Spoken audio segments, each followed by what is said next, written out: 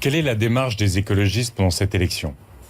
C'est de vouloir absolument sauver l'Europe, la changer, pour sauver le climat. C'est de renouveler la confiance des citoyens dans la politique, dans leurs élus, sur la base de la cohérence et sur la base de la clarté.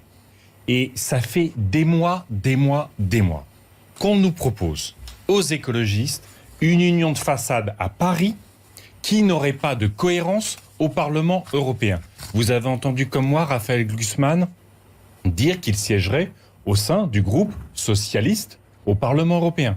Quel est le candidat des socialistes européens pour diriger la Commission européenne? Leur chef de file dans cette élection européenne, c'est Frans Timmermans. C'est l'actuel vice-président de la Commission européenne. Qu'est-ce qu'il a défendu pendant 5 ans, Frans Timmermans?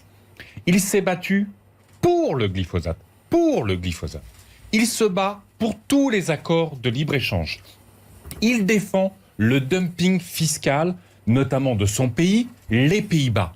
Moi, simplement, ce que je veux faire, en rassemblant tous les écologistes, en ayant sur ma liste des acteurs de la vie sociale, de l'insertion professionnelle, de la solidarité, des patrons d'entreprise. Il vous proposait de mener cette liste. Vous auriez pu imposer vos orientations. Mais la question, c'est pas le discours qu'on tient à Paris. Ça, tout le monde est aujourd'hui écologiste. Depuis le Front National jusqu'aux Insoumis, tout le monde est écologiste. Le seul problème que nous avons, nous, écologistes, c'est que quand il s'agit de voter au Parlement européen sur la sortie du glyphosate, contre des accords de libre-échange qui remettent en cause nos normes sanitaires, qui tuent notre élevage, qui abîment notre environnement, quand il s'agit de combattre l'austérité pour porter l'investissement, eh bien les socialistes, que va rejoindre Raphaël Glucksmann, les libéraux que va rejoindre Madame Loiseau. Dit qu'il y aurait une liberté d'adhésion au groupe. Ah non, mais il a dit qu'il rejoignait le PSE, le Parti Socialiste Européen, dans ce grand débat. Les libéraux que va rejoindre Madame Loiseau ou les Républicains, ils votent ensemble.